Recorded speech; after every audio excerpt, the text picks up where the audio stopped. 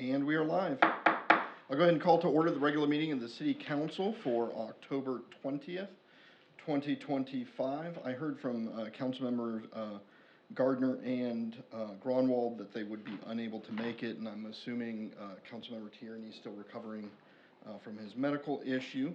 So we do have a quorum, and with that, Councilmember Booker will be leading invocation and pledge. All right, let us pray. Bow your heads, please.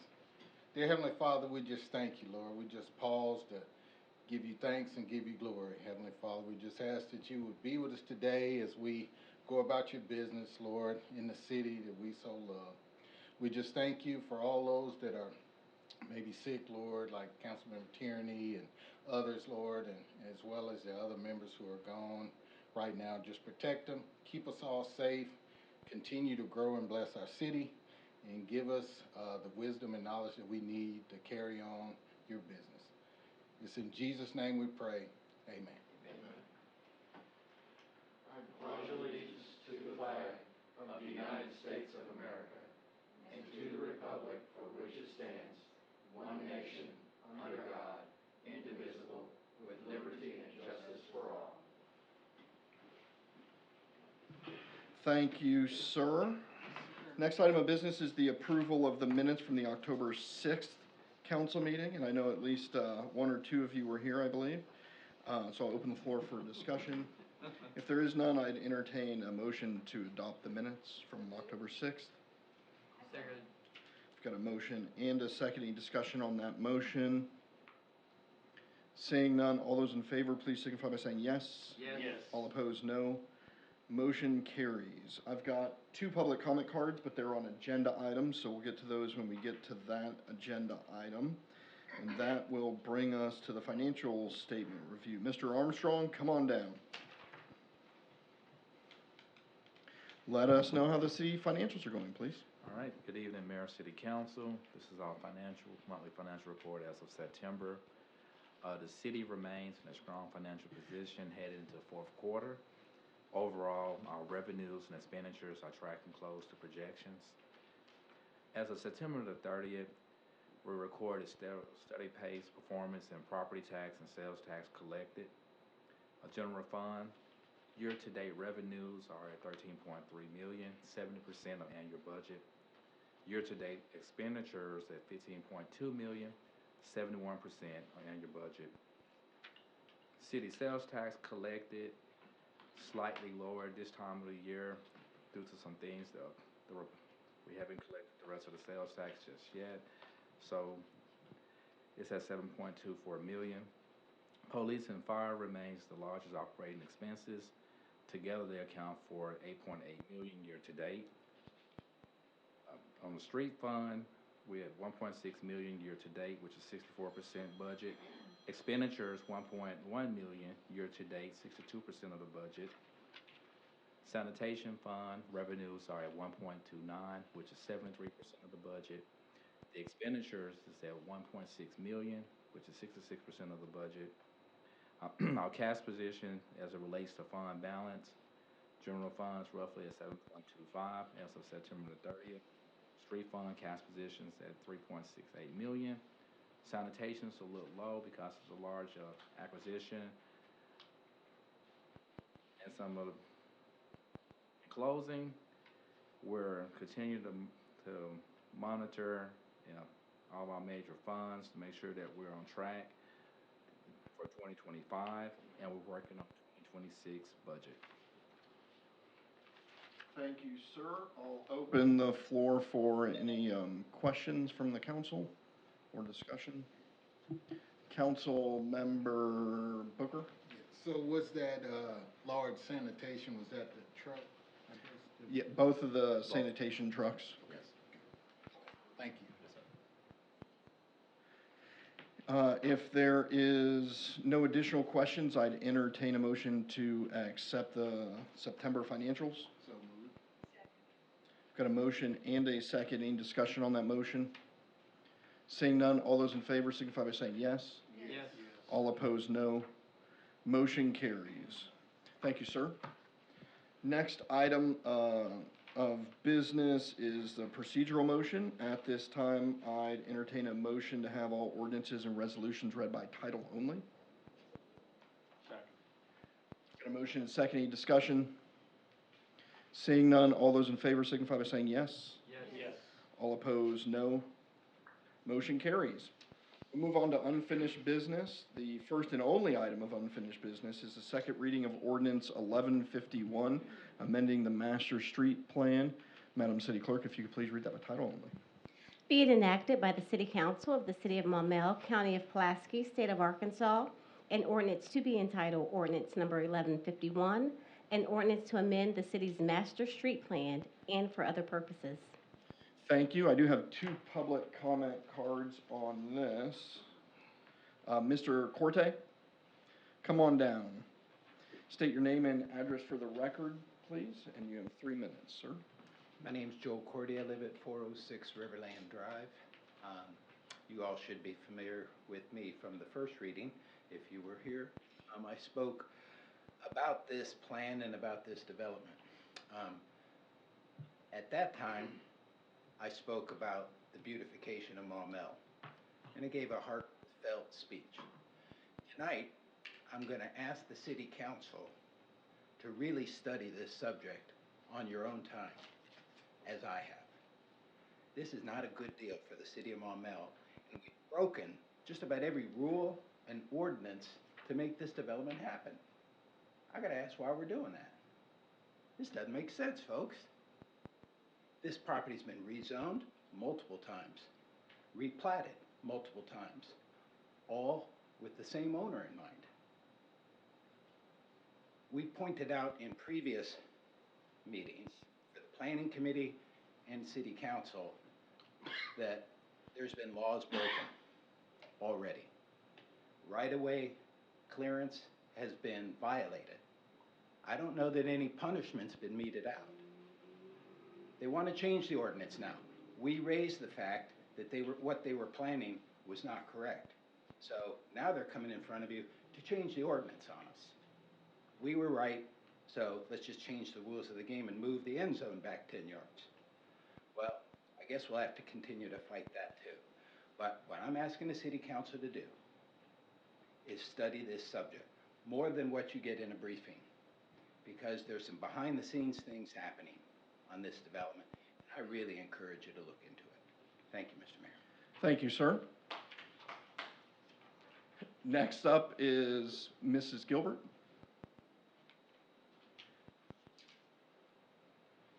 Name and address, please, for the record, ma'am. Genevieve Gilbert, 404 Riverland Drive.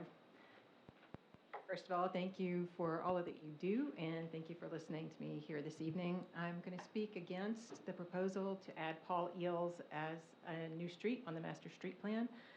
Paul Eels is proposed to go in somewhere around lot F of 700, lots 700A through F of the new Country Club Arkansas development. So and that development is, of course, a PUD, or more specifically, a PCD. Part of the reason for developing PCD is to enhance and preserve the neighborhood. And I mentioned last time that I don't see how the addition of Paul Eels is doing that, and I haven't heard a good explanation from the city of how the addition of Paul Eels at its currently proposed location will add to the, or will preserve and enhance the neighborhood. Part of the overall reason at all in the development of a PUD is the need for the development. And as far as need, I've heard from various people that the city needs to increase tax revenue, but I've not seen any forecast on how the development of this PUD is going to do so. We just heard that there's a steady pace of sales tax collected. So because Paul Eels is part of the proposed development, because I don't see how it's going to add to or preserve the neighborhood, I'm against the location of it currently. The businesses can have access from the back on Rochelle. Paul Eels could be extended down to still exit where it is at Popeyes, so that the businesses could have back access as it is already planned, without adding the extra traffic light and congestion to the boulevard right there in front of Riverland Drive. Second, studies for example, by Frew and Jude, show that commercial activity in a neighborhood, when measured by total payroll in a zip code, decrease property value. The reason I've heard for the position of Paul Eels where it is now is to help increase traffic flow to the businesses that are going to be located in the PUD. So what's this going to do? This is going to increase payroll. It's going to decrease property values. What consideration has the city given to homeowners in the area regarding the loss of their property values when Paul Eels goes in?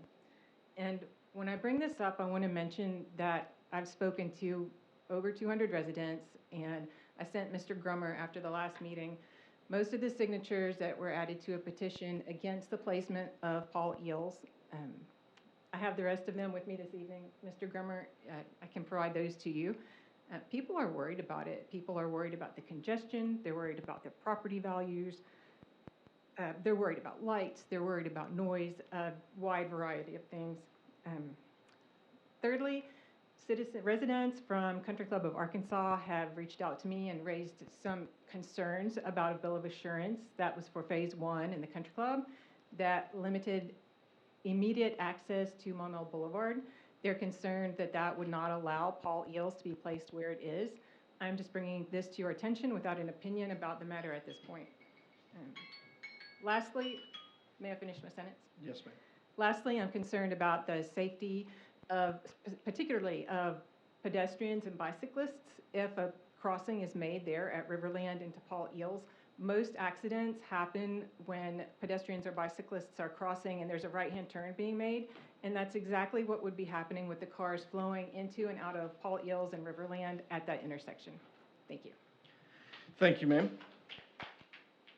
I'll go ahead and open the floor for discussion on this matter. This is on second reading. I got a text message from someone this morning that was advocating for a bunch of things, and I think that there's a lot of confusion based on my conversation with this person, a resident this morning, about what we're talking about. And so, Scott, if I can call you up here, because we've looked at several different options that we're talking about. So I'm not sure if you can see that map that's in front of you. Let me throw it on for the folks at home. And of course I hit the wrong button, but you look great on camera, Scott. There we go. The area that we're talking about is, and I wish I had a pointer that I could put up there, is actually, Madam City Clerk, if you're pretty close. Can I borrow your mouse for a moment? I appreciate it. There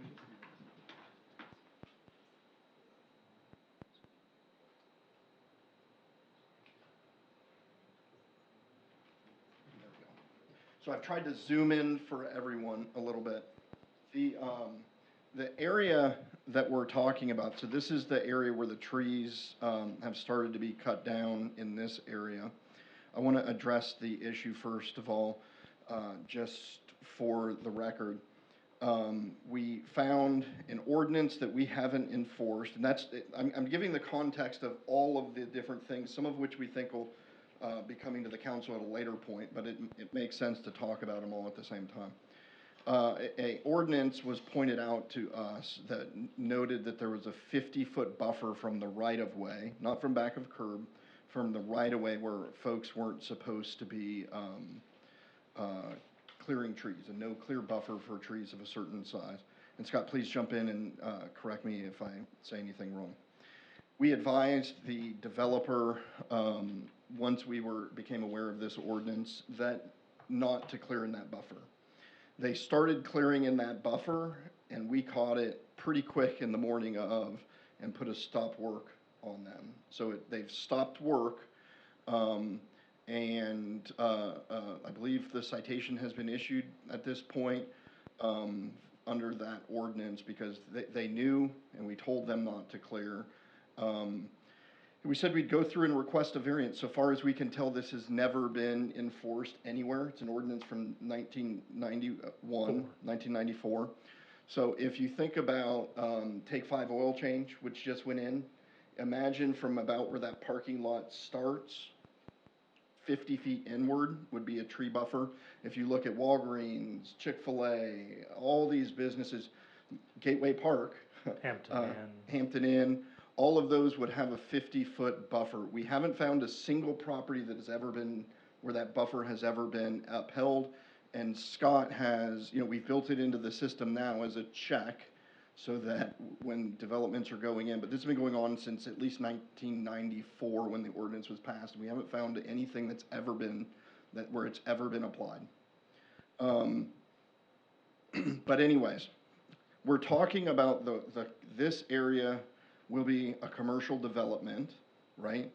And so when we're talking about the road connection is whether or not they're gonna take all the businesses in there are just taking their entrance, and access to that through Orleans, right? And then, in other words, that area doesn't have any direct access and all traffic has to go through Orleans, which means anyone north of Riverland has to come south to Riverland and do a U-turn to go up to Orleans to turn into there and then over. Or whether or not there was going to be a sort of a mid-block access somewhere in, and I'm just making this up, but somewhere in this vicinity, so that you had proper ingress and egress of the commercial area and a road that kind of came up like this and went straight to Orleans. Am I still batting close to 1,000, Scott? Yes, sir. Okay. And so the mid-block crossing there and entrance to this area was one access for this. Another was to look at placing it at Riverland so that Maumelle residents that were coming south would do a left-hand turn in here first. Instead of doing a U-turn and then a right turn, it would also mean that anyone who was in this commercial development and going south wouldn't have to turn right onto the boulevard, drive north to Arnold Palmer, and then do a U-turn and come back. So, for example, someone that lived off Riverland that wanted to go there would have to go down, when they're leaving, would have to go back down to Arnold Palmer, do a U-turn, and then head back. And then while we were looking at that, where that access should go for this development, conversations began to pop up about what we think North Little Rock has going on up here in this commercial area. And whether or not we wanted our retail area and our residents to be able to kind of access not just our area, but also to make that connection directly in to that area, and vice versa. If someone is shopping here, do we want them to have ease of access to get to this area here, or whether we wanted to sort of route them down by Popeyes or down to Walmart. And so what we're talking about today is this connection that says, hey, we're aiming to, well, it's one of the several items on the master street plan amendment, but the others don't seem to have much comment. There are other changes in here. So what we're looking at is whether to make this connection right here through up into the Paul Eels area and the like. And it's something that Scott and I have argued about and discussed as somebody who, I no longer live in the Riverland area, but I did for many years, and quite frankly enjoyed that there wasn't a light there and enjoyed just a pretty quick and easy access out. Is we've argued over several things, what that traffic flow and pattern looks like for Maumelle residents if, first of all, the connection was directly at Riverland, or whether it was up and across the, up mid-block. And then secondarily, whether or not we're trying to connect to the area that's going to be commercial right next door. So hopefully I haven't overcomplicated that issue, but Mr. Corti did point out, and he's absolutely right, is this is something that should be talked about, and I just wanted to make sure y'all are kind of up to speed on some of those things being talked about. So with that, I'll open the floor for discussion. If there's any questions of Mr. Grummer or myself or anything, it's a good time to talk about it. Councilmember Williams. Okay, I have a couple of things. So in that area, do we have any businesses that are planning, that already have said that they're coming in to build there? We have one restaurant that is on planning commission for this Thursday, that is going on that first lot that we subdivided, lot 700A. And so they're trying to get their entitlement for their site plan so they can move forward for construction of that, which has to come to city council for approval.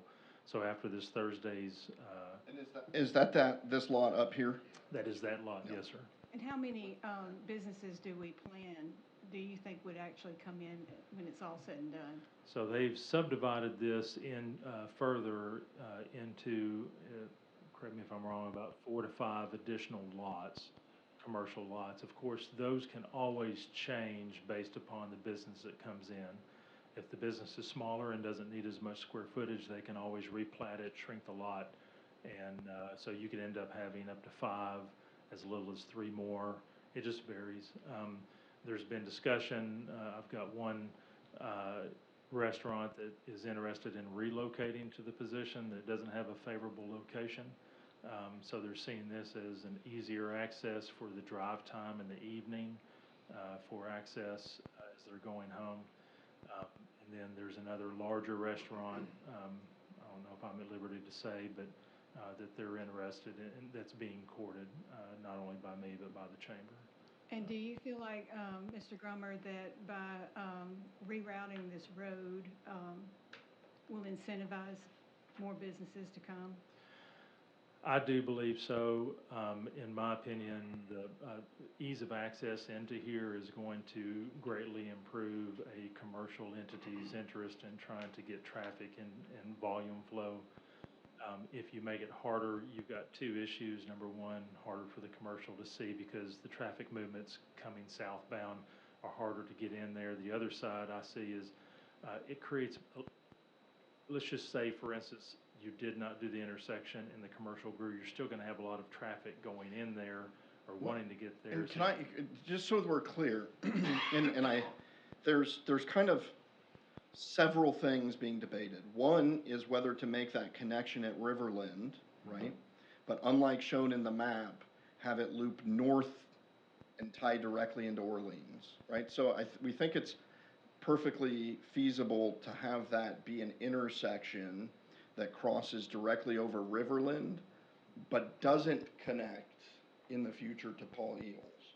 So I think when looking, at least the way when looking at it, I want to kind of, I tend to, when looking at it, distinguish between having that area take direct access from Riverland, and then there's the second component, which is built into what is in the master street plan, that not only are they taking access at Riverland, but that road is slated in the future to go forward and on to Paul Eels and sort of connect with Paul Eels being the road that runs behind Walmart, takes that sharp 90-degree turn, and then heads down to Popeyes, where that 90-degree turn is roughly, continuing straight and then ultimately connecting to this area, which changes traffic. I mean, if you think about it, it changes traffic patterns a whole lot. If you can run to Walmart, the pharmacy, and just take access directly off of Riverland, as opposed to having to go down there, that, you know, you're kind of changing the way Maumellians or whoever's using that area is getting to those areas. One of the pros of making that connection, in my mind, is then instead of running a bunch of traffic down in front of North Little Rock businesses, you're giving the first bite of the apple to Maumelle businesses. The downside is, by making that connection, I think you're also possibly making some of those back lots in the North Little Rock area easier to get to also. When you're talking about just the business side of it. But that's not a bad thing if you want to bring numbers of cars to a business to increase the number of clients that are going to be shopping or eating there. That means we're giving easier access for North Little Rock residents to utilize our retail versus our residents utilizing North Little Rock. Another thing that I know that has become a little bit of a bone of contention is the fact that there may be a light put there. But we don't know that. That's Right. strictly up to the state whether there's a light there or not, right? And the state is not going to say whether they will or won't put a light there. That has to be determined by the traffic. And so we're wanting to leave that to the state to determine.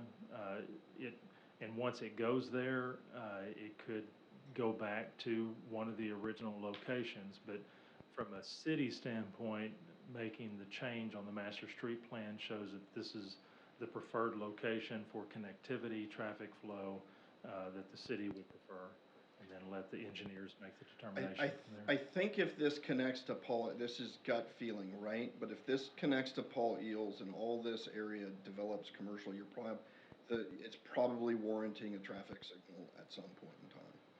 But we've got gun shy about predicting what the state will do with in permissions with traffic signals after we applied for and showed that the Autobahn and Montpelier light warranted it. The state, and we said we'd pay for a traffic signal there, and the state denied it based on some traffic study that I think didn't even include this area back in 1981. We are trying to get them to redo that corridor study, but I think it would be reasonable that if this area were to connect to Paul Eels at some point in the next several decades, there would be a traffic signal at this thing. And I say several decades, but it could be a lot sooner. And one other thing that's been mentioned, this is the first location as you're moving northbound on the boulevard where you have the city of Maumelle on both sides of the boulevard. And the developers of that land have provided their original schematic and diagram of a gateway that they're wanting to place in here that kind of showcases this as the entry into Maumelle. So they actually emailed it to me today. It's something I've been waiting on, and it's fairly nice. But that, regardless of, the future of this, which was rezoned to commercial by the city many years ago, the viability of its commercial use is going to be access. And in my opinion, if you don't put it here, you're still going to have traffic conflicts and concerns with movements trying to do U-turns on a curvature, and I'd rather help it. Let's talk about talking about the access point being there as opposed to mid-block. I'll share my opinion. I'm 100% sold on that being the location for the entry to that commercial area. Because when we've looked at how, and we can talk about that as traffic, I'm not as certain about the Paul Eels connection and that taking connection all the way through at that location. So when talking about the safest way and the safest, most traffic minimizing way for that area to take access and is, I think, there as opposed to a mid-block crossing. Does that make sense? So in my opinion, as we've looked at it and talked about and argued and discussed, that's the better location to take access. Then I'm less convinced that it should go on to Paul Eels. That it should connect to Paul Eels as opposed to connecting through to a road that goes through that commercial area itself. So, Mr. Grummer, in the ordinance, it says there was a public hearing on September 25th to discuss this. I was not there, but was it well attended? Did you have, so Councilmember Wesley was there? So I'm pretty sure it was discussed in detail. Yes. Okay. One thing that, getting off of this, if I may, the part two, number 2 in this ordinance, where it discusses the industrial park. In my mind, and before I read your comments on it, I think this is a very good idea because it keeps the industrial traffic from coming through the city. and tearing up our roads, that they'll have their own way in and out in the backside of, the industrial area. And so I think that's, I mean, we're talking about amending, the master street plan. So all three of these things were all in one lump ordinance, so, So you can't separate 1, 2, or 3. well, we had them separate as action items at the planning commission. It was all placed under one ordinance as 1, 2, and 3. So yes, as the way the ordinance has been put in place, then you would have, it's all or none. Okay. So we have, and I don't remember, I think we've, maybe Mr. City Attorney knows, but sometimes when we have these issues, the council has been able to amend an ordinance, and then sometimes the proper procedure has been to send it back to the planning commission, even to possibly split into multiple different ordinances, but I'm not sure. Mr. City Attorney. So, yeah, we ordinarily, when we have a number of amendments to the master street plan, we ordinarily put them all in one ordinance. But if the council wanted to, the council could amend this proposed ordinance by taking out whatever the council finds objectionable. We'd have to put it back on for first reading after the amendment. But you can amend the proposed ordinance by taking, if, for example, the council found the industrial park portion to be objectionable. He said, well, we want to send that part back to the planning commission for further study, or we just don't like that. You could strike that out and then just have it back on for first reading without that portion. So, and if I can explain a little bit about that industrial one, that came up in conversation several years ago, actually, before Tractor Supply came to Maumelle. And in discussion with the engineers, the lay of the land on south of the tracks provided itself in a way that would make for an easy access over. So the discussion was, and then when Tractor Supply actually started becoming real, we were looking at, because of the volume of trucks that come through there, at trying to add that as a means of getting other monies in order to achieve that. We weren't able to do it in time for Tractor Supply, but we've had other opportunities that have presented themselves north of the railroad tracks, but south of 365. And our thought is having it on there gives us the discussion point, showing that that is an option that we can do. It doesn't mean that we will do it, because ultimately it becomes feasibility financially, you know, where the money's going to come from, whether it's state, RDOT, or private investment that's going to go into it.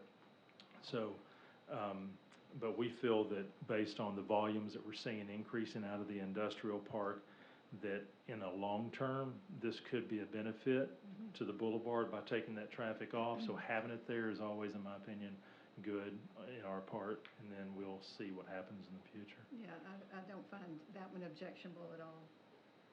Thank you. Thank you. Councilmember Shin? I'm going off track a little bit. I'm going back to the tree line ordinance. I realize there's nobody in the room who probably can address that, but how did we pass an ordinance for the buffer and it never be addressed in a meeting after that to be given a variance or whatever? Can I speak to that a little Yes, bit? sir. So, Because you and I've talked about the buffer situation for Right. a couple of years now. So, and we've talked about 50-foot buffer on the boulevard since I've been here for years, but it comes out of another area of the ordinance that spoke to the industrial park that was north of Carnahan, east of the boulevard, and all the commissioners are familiar with that, and that's what we were familiar with. So there were other actions, and we had made the assumption that, okay, that was dealing with the industrial. So because all this commercial has come in and they have not preserved that, then this was the intent of the city. So when this came in, And then past council member Steve Mosley had inquired about it, so I did a deeper dive into the ordinance after that inquiry came in. And when I found 90-84, it was under our landscape ordinance at the very bottom, but it was describing setback, and it wasn't a buffer or any of that. In the terminology, if you searched it, you couldn't find it. So with that, we put a stop, as the mayor said. And so what I'm trying to do is, we can find them, but they are arguing past approvals by the city becomes a challenge legally. So rather than trying to seek a legal action against them, what I'm trying to do is use it as a means of, number one, trying to adjust the ordinance that now I'm aware of, and get it in alignment with not necessarily what we've done in the past, but what the public has spoken about what they want now, and get it to where it's more sensitive to commercial development so that we can help grow our commercial, but also differentiate ourselves from North Little Rock, that we're just not going to cut everything down. Still have a variance process, still have a way of preserving tree canopy in the front, but just adjusting it, because the way the ordinance was written, it stated a 50-foot setback as a means of shielding the boulevard from parking. Well, this building on this particular lot that you see, they're bringing the building closer to the boulevard and the parking on the side. So they're trying to bring the building frontage up so we don't have anything to screen. So it really doesn't work, but they have modified their landscape plan to try to adjust it to meet the needs of the request of the residents. So I'm trying to work with the developer to help fix a situation that we asked them not to do, and have everybody win out of it, and then make sure moving forward that we have a clear, concise, what we're gonna do. So I want to address that question kind of more specifically. Scott has done an amazing job since taking over planning, building out the systems so that the permitting process and workflow process catches these things as we're going through, like there's a workflow, if you will. Prior to Scott, it was just in the heads of whoever happened to be reviewing it. And so we've stumbled on a lot of inconsistent application of the rules, depending on what someone remembered the case to be. We can't speak to it prior to our time here, but I think Scott pointed out why we haven't been catching it at all. So, I mean, there wasn't a checklist, so to speak of, in the past of the things that go on. It was just in the head of the one person who did the reviews of that. Well, actually, we did have checklists, but we went back on past, and this ordinance was not in the checklist. I know how things were 18 years ago. Right. So I can understand why things weren't done in But- execution, but also I can't believe if the council passed that the council didn't pursue it more aggressively. Right. Because I understand from my previous job how easy it was to get around things back at a certain point in time. Well, so, and while I'm here, at least in my position, what I'm trying to do is, I'm trying to do my job based upon what the governing body and the residents are saying, and trying to work with everybody to achieve a goal. And it's not really about what we did in the past, but it's about who we're gonna be in the future and what we wanna be, and what I'm hearing, and trying to work with the developers so that we're not excluding opportunities that are there. And that's what I don't wanna do, is because and I'll say, I'll say this, I was in a meeting this past week with some site selectors from around the country.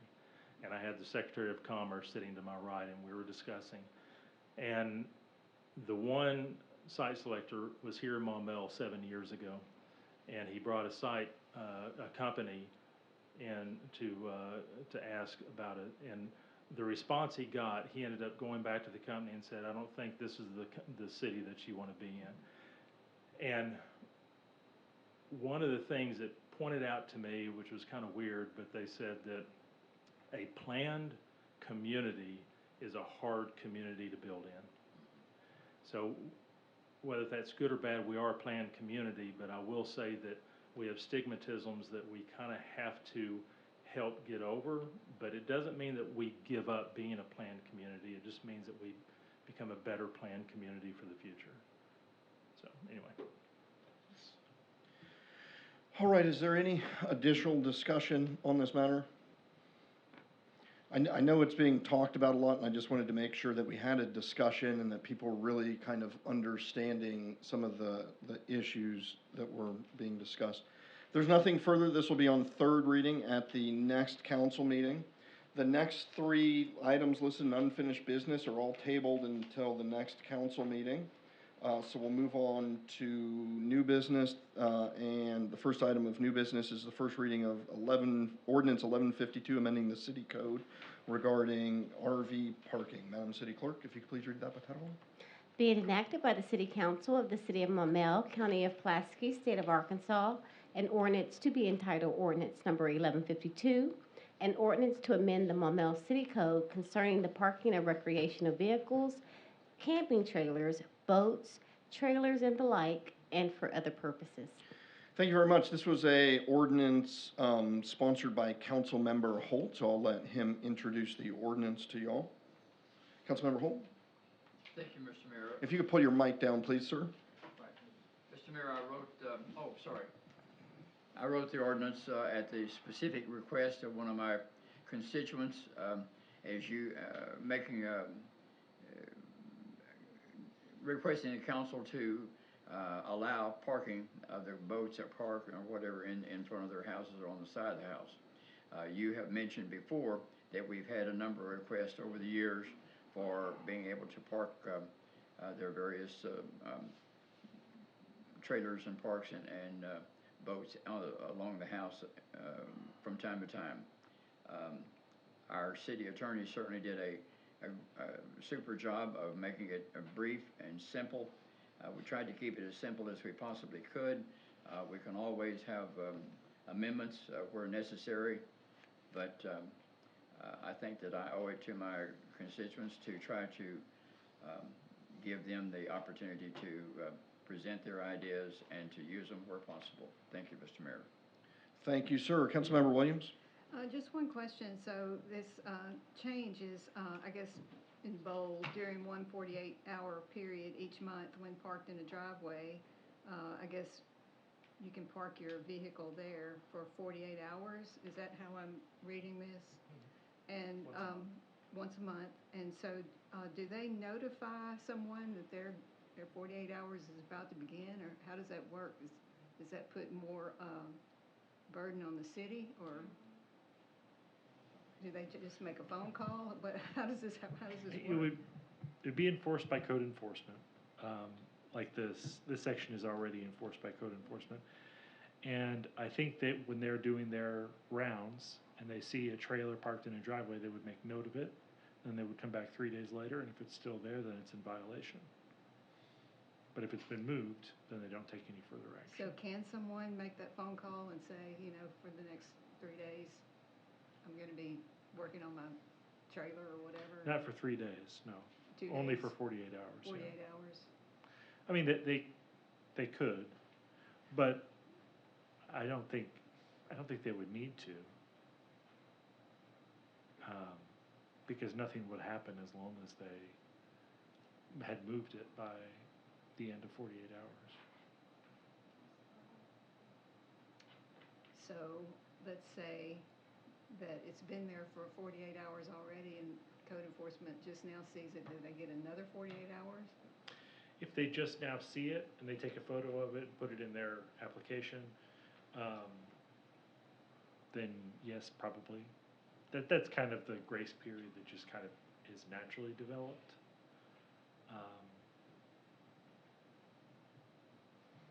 Currently, I think they have a 7-day grace period. A 7-day? I think is that right, Mr. Grammer?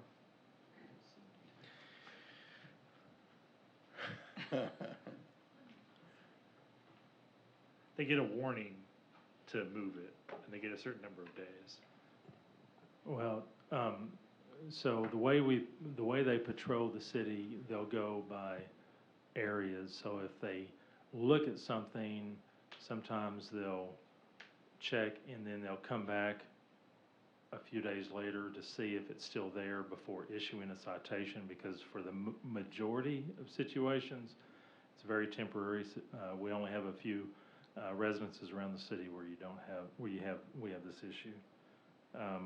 So I think, yeah, it's hard to say. Well, Whether it's my 3, understanding is 4, or they 7. normally sticker them and say you can't park here and Yeah. then come back with a grace period. But there might be frequent flyers that constantly move it, that they don't give that much discretion to or that much time. I think this ordinance would give some, a little bit more direction to the department for those properties where we do have some frequent flyers that we can enforce a little bit more. But as far as, I think it was discussed in my department, how would you manage this in the department and keep up with it? Would you require them to have a permit for 48 hours once a month? Or is this just gonna be a general? I believe it's just a general, so how I would envision it is that if the code officer drives through and sees an RV or a recreational vehicle in the driveway, then he would put kind of a pending notice on it, and then go back and check it after 48 hours and have that as one time, and then watch and make sure it doesn't happen again. Of course, most of these don't make their way to court. They typically get resolved one way or the other, but, but I appreciate the willingness to adjust the ordinance. Thank you. Councilmember Shin? I just start off with the report on the gentleman with the boat. He has been working on the boat. It looks like it's nearly finished. It looks really good. He's done what he said he was doing. He didn't just leave it parked there in pieces. But in addition, I got a call Sunday, about 6 blocks away, and I'd been down that street 10 days ago, and there was a 30-foot motorhome wiggling around in the cul-de-sac trying to get turned around to go back out. And apparently it had been sitting in front of that house for the last 10 days, a house on that street. So I went through there today, and I'm not sure we could have got a fire truck through there between it and the vehicles parked across the street. I got a text during the meeting that said it has pulled away. It's not there now. But there's no way it would have fit in the driveway as big as it was. And it's been sitting in the street apparently for at least a week. But also said that there is a food truck sitting in the driveway, and I know it's been there for at least 10 days. So I don't know. I support us coming up with some way to help our people, but I also, well, I guess it's with anything we do, we're going to have some people who try to take advantage of us. Well, we have some who are asking, for forgiveness instead of permission. And I don't know that getting a permit for 48 hours is a bad idea.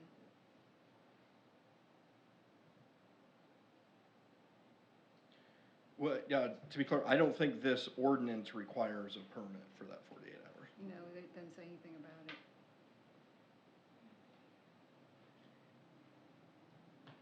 Could we possibly have some clarification as to, or something that gives us a little bit more detail in how this is going to be enforced?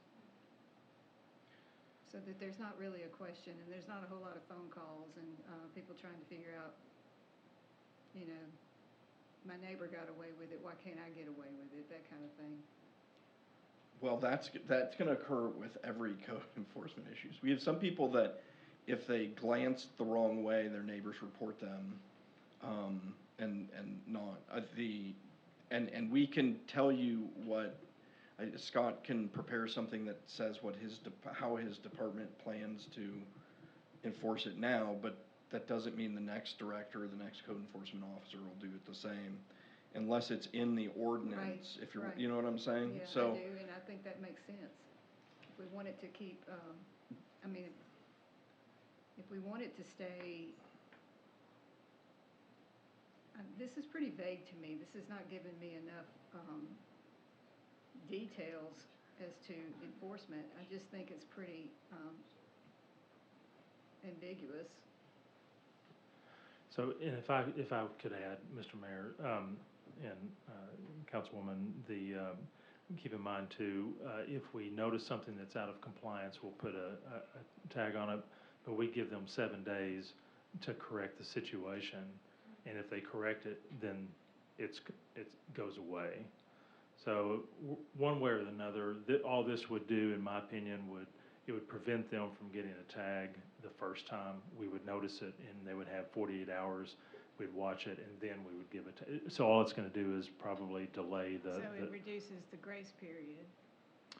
It increases the grace period. Gives. Yeah, so we would Oh, I wait see, 48 I see, hours I see. if Okay. it's the first time that we notice it. And I think that's where we're getting, so a lot of people get the sticker and they call it a ticket or a citation. And I get it, they're big old bright things, and there's a lot of people that get really frustrated at that. So if you had, say, somebody who got back from the lake on, I don't know, a Sunday night, and they parked their boat in their driveway and then weren't able to get to Tuesday to do whatever they were gonna do and drop it off at wherever, and we were to encounter it in that time period, they wouldn't get a notice unless because let's say code enforcement goes by, they'll note it in their little tablet and in the system that this address had this boat. But if they come back 2 weeks later and the same thing is there, then they're gonna sticker it right away. So it's actually, I was a little bit nervous about what was gonna be proposed, and I think this is actually fairly reasonable in that I think it's fairly easy to enforce, and it prevents the people who are going to just have it for a day or two from getting that sticker, which fires people up a whole lot. So, Yeah, I get that. Well, and I do have an RV. And I do think it's a ticket. And I'll say there was a time when I had to pull my RV out and keep it overnight in my driveway while I was preparing for the next day. And did you give yourself a sticker? My officer, I was watching to see if he was, and he ended up, after he did the search he realized it was my house, and he brought it to question to me. I said, "Go check again. You'll find it's gone. So don't tag me." Okay. Thank you, Mr. Mayor. Any additional discussion on ordinance 1152? Councilmember Booker? So my question is, so is this amendment to what we already have, or are we bringing up another? I mean, because if like, say somebody's already, per se, grandfathered in or already has it on the side, and it's never been a problem, so it's kind of my question. So there's certain conditions you can have a boat or RV. If it's not behind the building, it's the reasons here. So like if it's in a garage, if it's behind the front building line, so on and so forth, there are reasons you can have that. Those don't change. It just says you can also have it in violation of those so long as it's in your driveway and for one 48-hour period per month. Gotcha. Okay. All right, this will be on second reading at the next city council meeting. The Councilmember Shin? I have one more question. Yes, sir. Okay, you have an RV, you bring it in to load it to go on your trip. When you come in, you have to unload it. That might be within inside 30 days. That is true.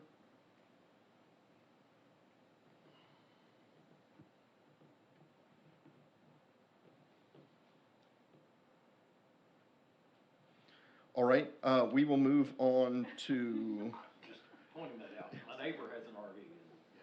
that'll, I think Scott had an answer to that. well, I don't know that there was a question there. But, yeah. The gray areas, we typically just kind of create an internal policy on how we're going to manage this. We would likely just have a cumulative 48-hour period, even if it's, I don't think it's going to be an issue. Yeah, once you move it, 48 starts over. All right, the next order of business is the first reading of ordinance 1153, amending the city code regarding fixed assets. Madam City Clerk, if you please read that by title. Be it enacted by the City Council of the City of Maumelle, County of Pulaski, State of Arkansas, an ordinance to be entitled Ordinance Number 1153, an ordinance to amend the Maumelle City Code and to adopt a fixed asset policy pursuant to Code 14-59-107 and the Governmental Accounting Standard Boards, GASB, and for other purposes. Thank you, ma'am. All right, so this is just one of those things where I stumbled on a statute that says that the governing body, y'all, of the city must have a policy adopted on fixed assets, and we have an internal policy, but it hasn't been adopted by the city council, so we just threw this ordinance to y'all. I think that's the best way to adopt a policy that you're not wanting to be forgotten about. And so that's what this is. Open the floor for discussion. Councilmember Williams? I don't mean to be chatty Cathy tonight, but it kind of surprised me when I read this, that we didn't have this already. Like I said, we have something internally that we've used, but it hasn't been adopted by the governing body. I see, okay. Thank you. Any additional discussion? Seeing none, this will be on second reading at the next city council meeting. The next item of business is Resolution 2025-39, the hearing date regarding utility easements. Madam City Clerk, all yours. A resolution of the City Council of the City of Maumelle, County of Pulaski, State of Arkansas. A resolution to be entitled Resolution Number 2025-39. A resolution to set a hearing on a petition to vacate a public utility easement and for other purposes. Thank you, ma'am. This is one of those times where where the city council has to set the meeting. And so this is just here saying that the next city council meeting, we're going to hear the petition on vacating a public utility easement. And we just chose the next city council meeting as the date for the meeting. Councilmember Williams? Motion to adopt resolution number 2025-39. Second. Got a motion and a second. Any discussion on that motion? Seeing none, all those in favor signify by saying yes. Yes. All opposed, no. Motion carries. And we'll learn all about this one in more detail at the next council meeting. The next item under business is just the bond project. I've updated my memo with a few different numbers dealing with the project. Of note, pay attention to the deadlines. The idea is that at the next city council meeting on November 3rd, the council will be selecting which projects that they want the bond council that we want to see in an ordinance form. And so keep that in mind. You'll notice pretty much the only changes that I have in here is as we drill down in some of the costs. As we've really been fleshing some of those out to be able to give an accurate account of things. What my goal has been is to be able to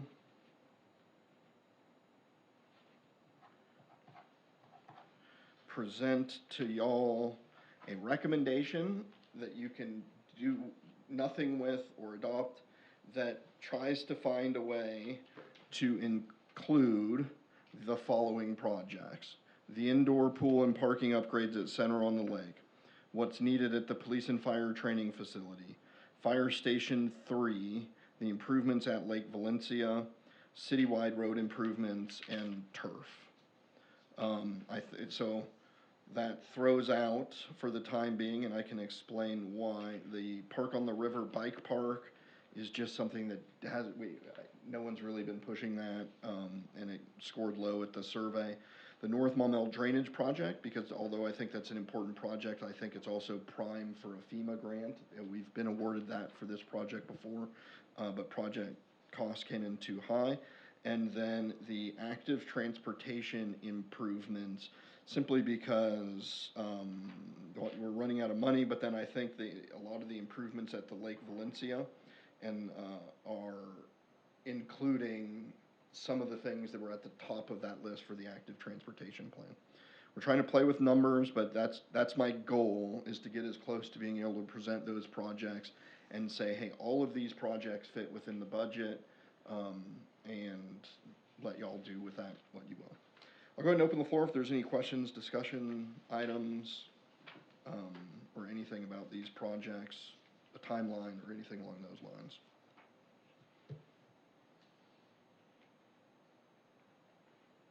Okay. We'll move on and hopefully be making a discussion at the next council meeting. We'll move on to mayor's comments.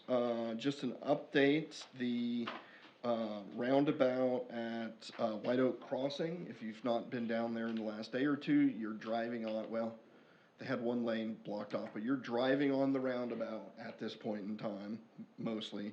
Still some things going, but it started, if you've gone through it, it now looks and feels like a roundabout.